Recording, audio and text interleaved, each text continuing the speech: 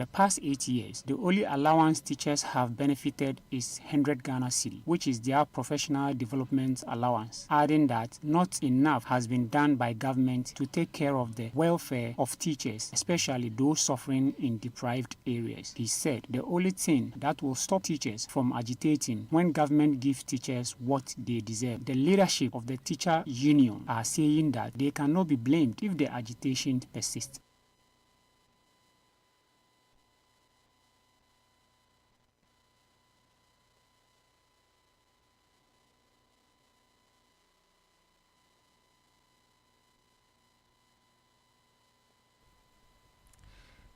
Follows advice from the Office of the Attorney General against the initiation of money laundering investigation into Cecilia Dapaah, citing failure by the Office of the Special Prosecutor to establish evidence of corruption or corruption-related offences. The Economic and Organised Crime Office has revealed intentions to return the Office of the Special Prosecutor the decades on former Sanitation Minister Cecilia Dapaah.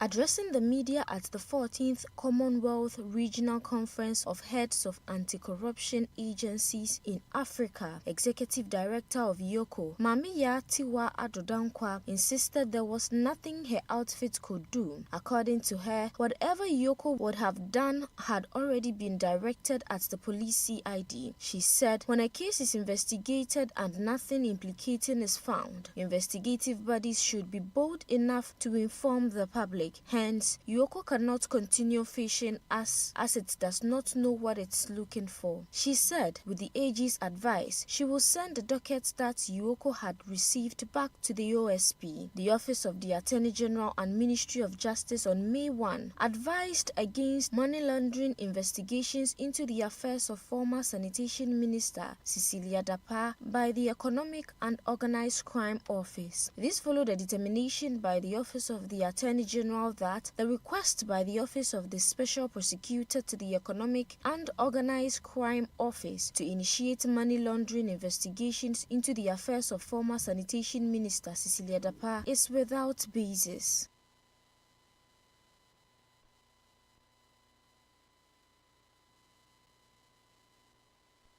And in other stories, a coronation ceremony has been held by the Dagomba community in the Greater Accra to unveil Hajia Sauda as the new Magajia for the Ayawaso area.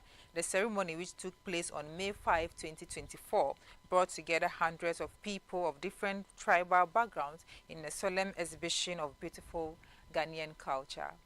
Key among those who graced the occasion were chiefs representing different tribes from Ayawaso North, South, East and West communities. The event was made colorful by the display of beautiful culture and traditions of various tribes present, with the Dagomba people taking the center stage. Speaking after her coronation, Magajia Hajia Sauda pledged to offer her support to Her Royal Highness Hajia Hawa, the Magajia of Dagombawa of Greater Accra, in her effort to unite the Dagomba people in Ayawaso and Greater Accra at large. All the four Ayawaso, especially Greater Accra Magajia, Mana Ajia Wow. Aja we want Magajia and Manani. Tunka kana buduru hariyo kakeka indeka kuma da iko Allah sarautan ganda muka karbinga zamu taimaka mata mu yi aiki yanda ya kamata ko ina kowane lungu na Dagomba suke Greater Accra ga duka mun fito da kowa yanda za a yi ta mu na Dagombanci yayi kyau yayi ban sha'awa kuma zamu kama mata mu taimaka mata saboda mu samu hadin kai da baki guda cikin Greater Accra. Allah ya muna. Allah ya sa mu dace. For his part, the chief of Bisa for Ayawaso North was full of praises for the beautiful display of culture at the ceremony.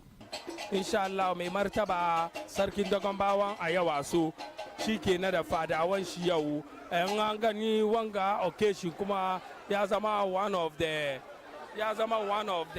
historian occasion and display culture. Mata da maza an yi rawa, an ba abokan wasa hakkinsu, and display culture a lot. Wanga duka is a sign of unity na haɗin kai ne.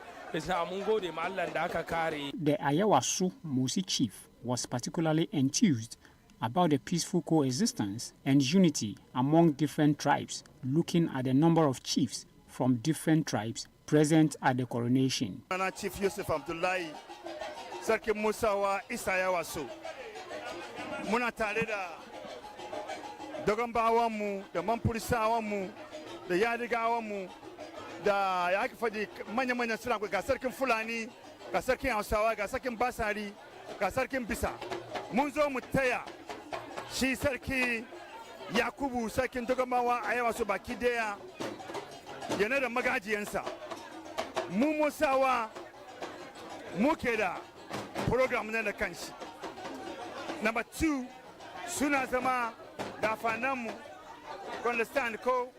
Isa kowane lokaci suke da abin fadi, mu suna zama kamar rafananmu. Isa kome ne nasu yi, mu ne wadanda muke lead, isa a zauna aya abin yayi kyau. Rafananmu ne wasan da ke tsakaninmu da su kuma yana da karfi sosai, ya fi kowane iri yare da ke tare da mu. Muna sa wasa da Mampurisawa, amma mu da Dogonbawa alamarinsu daban ne.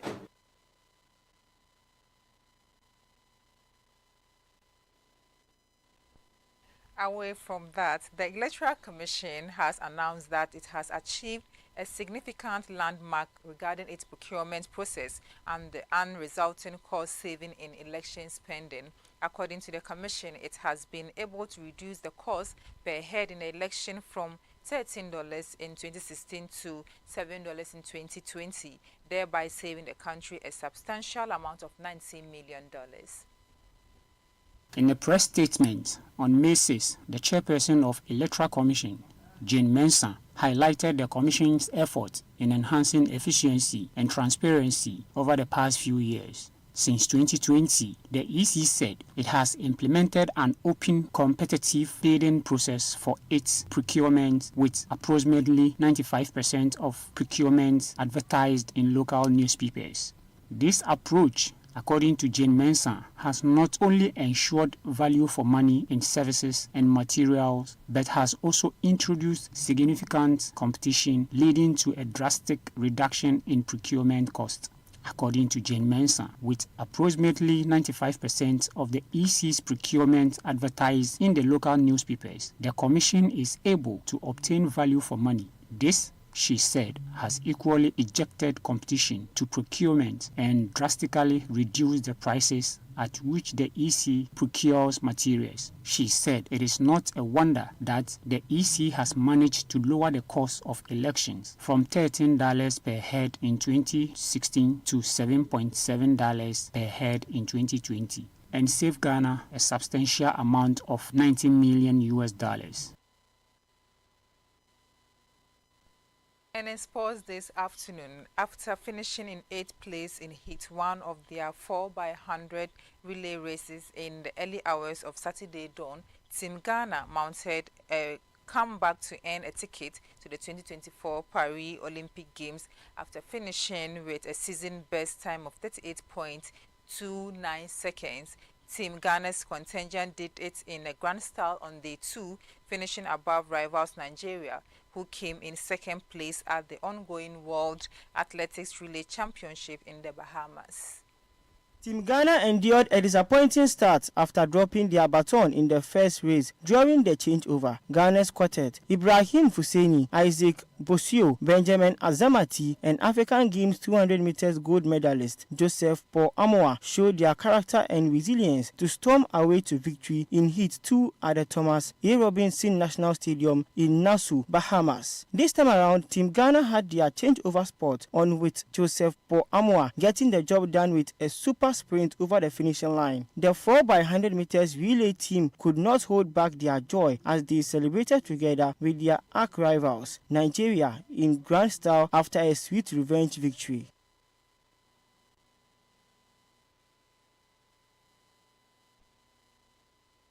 And in politics this afternoon, flag bearer of the New Patriotic Party, Dr. Mahmoud Bawumia, says the current value of the cedi against the dollar is an improvement compared to the cedi's value under the NDC government. According to him, the depreciation of the Ghanaian cedi has been sustainable despite the current global economic challenge compared to the administration of the NDC. In an interview with Africa Watch, Dr. Bawumia said the value of cedi has thrived relatively well under the Akufo-Addo's government, reiterating his stance on the arrest of the cedi. According to him, averages are used to measure progress in statistics and economics, hence his assertion is a valid comparison of the management of the exchange rate under the NPP government as against the NDC government. He said, notwithstanding the major global and domestic challenges Ghana has been through, it is a fact and that whereas the exchange rate depreciation between 2009 to 2016 averaged 13.9%, the rate averaged 13.1% between 2017 to 2023. Dr. Bawumia also defended a statement he made during the NPP's campaign in 2016, validating his comment of an exchange rate exposing a government when its fundamentals are weak. He attributed the current exchange rate of the country to global crisis of the Russia and Ukraine war and the 2019 COVID pandemic, among others. He said the statement is still true and he will continue to stand by that statement. Ladies and gentlemen, you will recall that I stated in 2014 that if the fundamentals are weak, the exchange rate will expose you. That was true then and it is true now. It is 100% correct.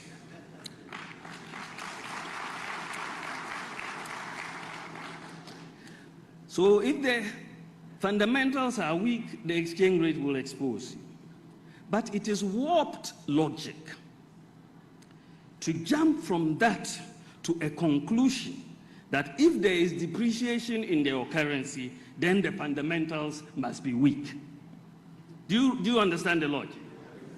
It is very warped logic.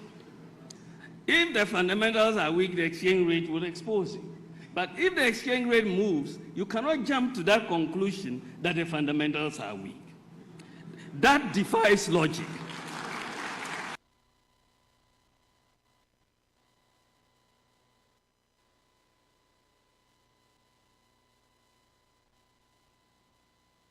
And this is where we end our midday news. Our website, Baina Multimedia, has more. I'm Khadija Tikubra Keilani. Have a good afternoon.